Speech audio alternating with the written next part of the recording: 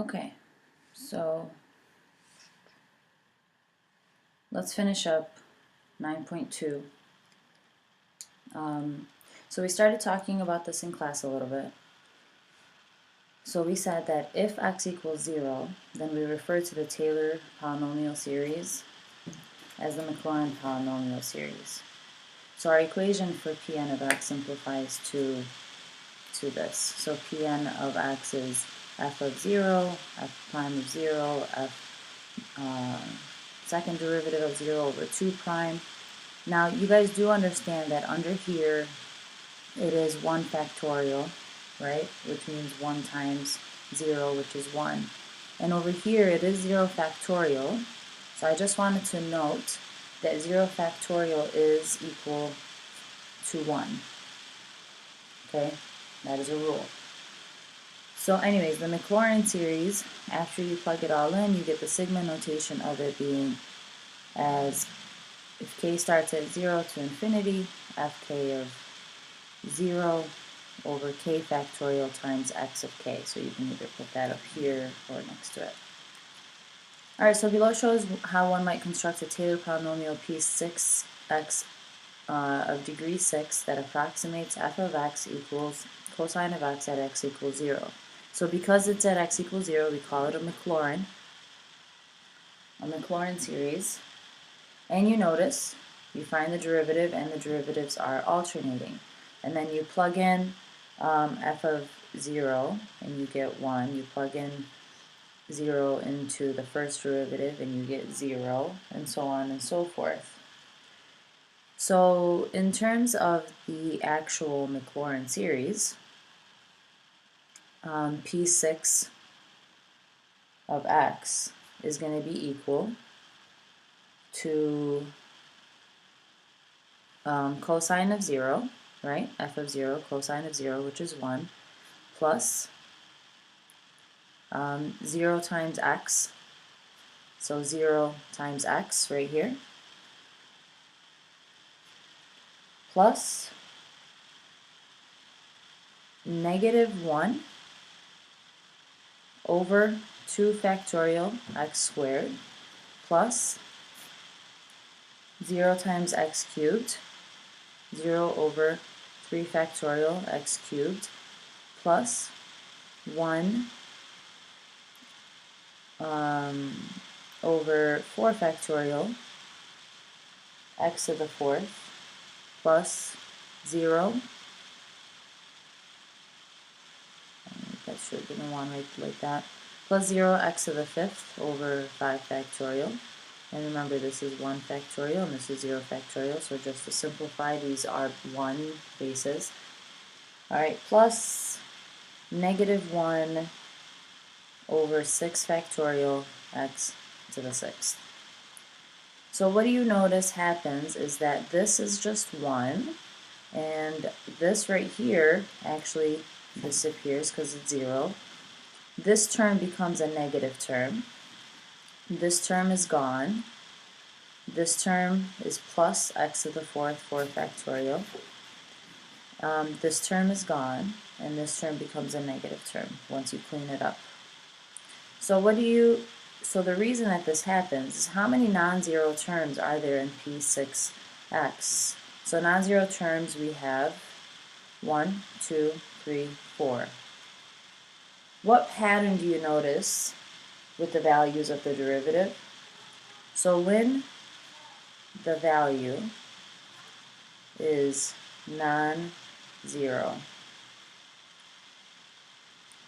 the sign alternates from positive to negative, and also the pattern repeats. The pattern of numbers, repeats every 4 terms. So knowing this, what would Pn of x be equal to using our series notation? So Pn of x, using sigma notation for cosine is going to be from n equals a to infinity. You notice that it alternates, so we're going to add a -1 here because this alternates. And you notice that the exponents are factors of 2. And also, the factorial get multiplied by 2. Oop, you didn't see any of that. Alright, so there is the series notation for Pn of x for cosine of x. Okay? Next up, we're going to construct a Taylor polynomial P6 of x of degree 6 that approximates f of x equals cosine of x at x equals 12.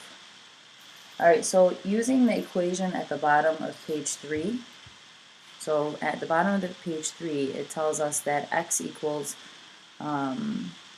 a, right? So that means a is pi over 12. So remember that the series function looked like this, the series. F of a plus f prime of a times x minus a plus f double prime of a times x minus a squared over 2 factorial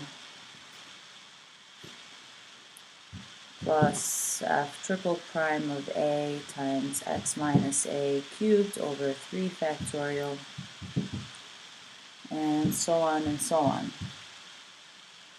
So let's figure this out. For cosine of x, we know that the first f of x is cosine of x, f prime of x is negative sine of x, f double prime of x is going to be negative cosine of x, f triple prime of x is going to be sine of x, f to the fourth of x is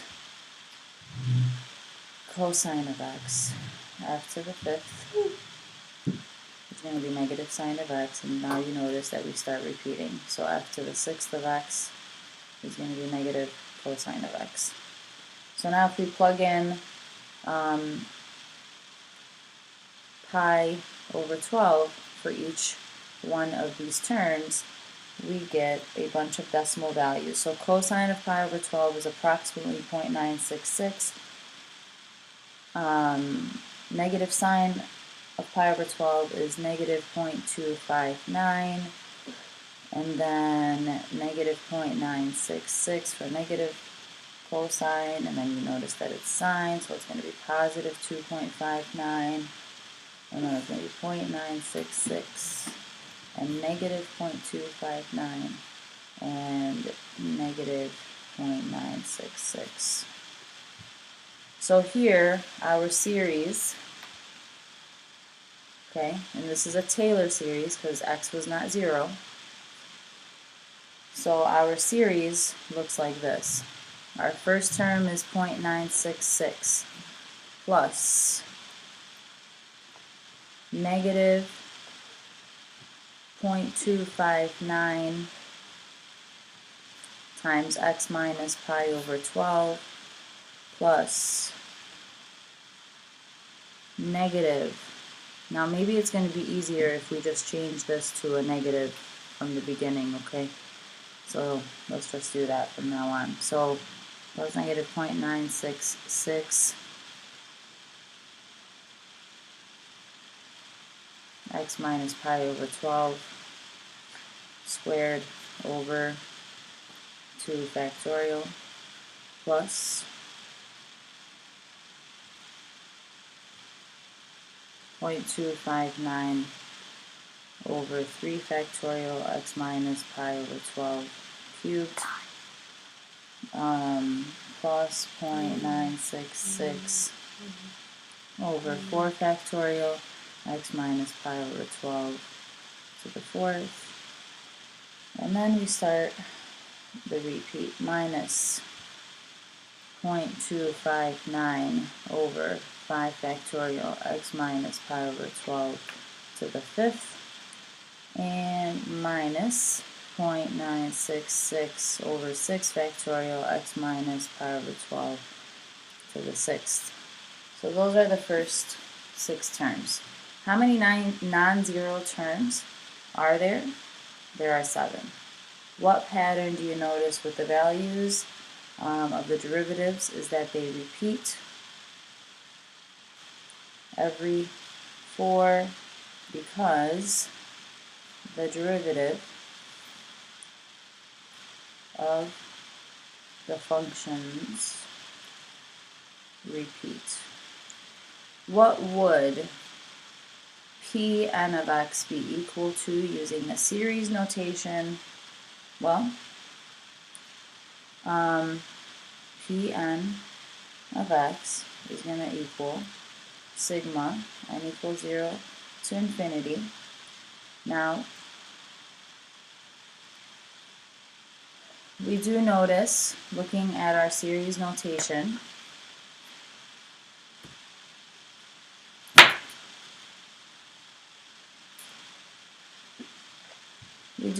that looking at our series notation, we have both positives and negatives, but they alternate every, so we get positive, 2 negatives, 2 positives, 2 negatives.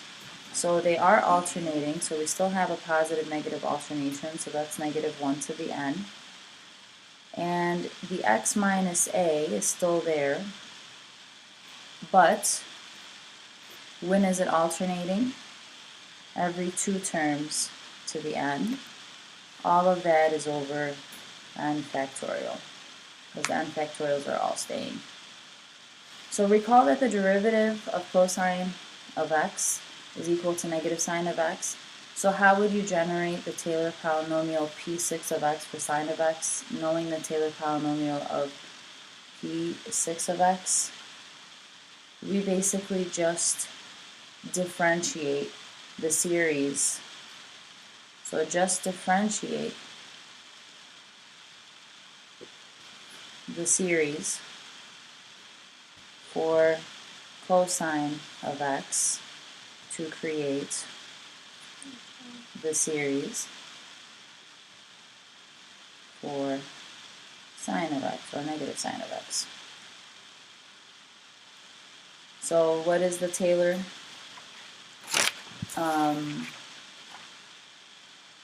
P6 series for sine of x? It's basically just going to be the derivative of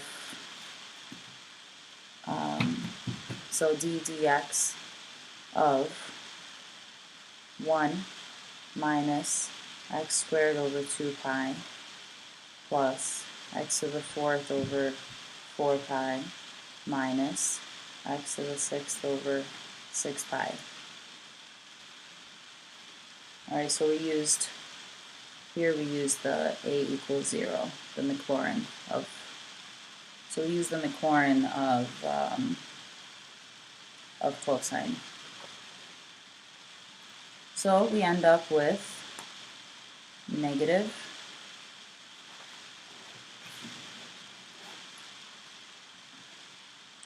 x plus x cubed over 3 prime minus x to the 5th over 5 prime, and that is our negative sine of x. Okay? Therefore, sine of x, not negative, is just going to be x minus x cubed over 3 prime plus x to the 5th over 5 prime. And you notice that there's no x to the 6th term in the Maclaurin series for sine. Okay, so using the cosine, we were able to figure out our sine, and then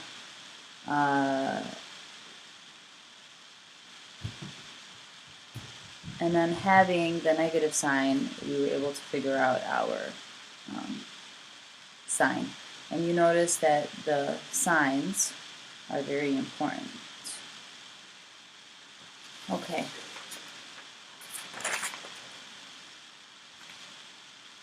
Last part. So how well does the Taylor polynomial for sine of x converge as the terms are added to? So we're going to use a highlighter or a marker that is not black to trace over the sine x curve in each graph below and then study the table. I'm going to have you guys, study the table because my calculator is dead. So graph the first 9 partial sums together with y equals sine of x the same exact way. So you notice that when you graph these, this is our sine function. And then there is our first term in our Maclaurin series. Okay? And it gives you the window to focus on. Here's our sine function, and here is our first and our second term of the Maclaurin series.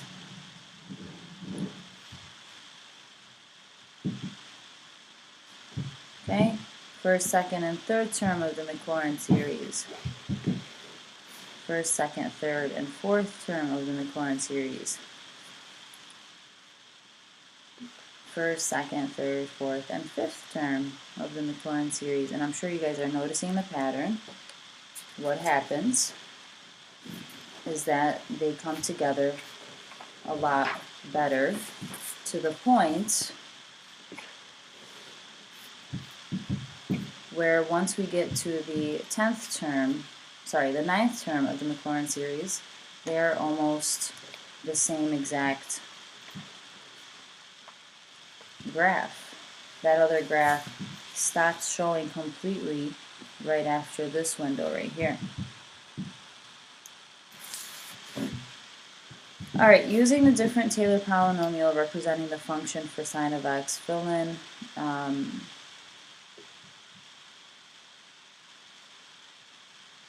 the tables below. So we stuck to where x is 0. So now in this section, we're going to look at if x is not 0. Okay, so we're going to stop here for now, and we'll come back to this in part 3.